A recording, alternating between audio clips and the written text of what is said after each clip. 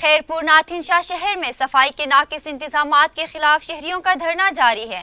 شہریوں نے بلدیہ دفتر کے سامنے احتجاجی مظاہرہ کرتے ہوئے مطالبہ کیا کہ جب تک شہر کی صفائی نہیں کی جاتی ہمارا دھرنا اور احتجاج جاری رہے گا۔ مزید جانتے ہیں اس رپورٹ میں۔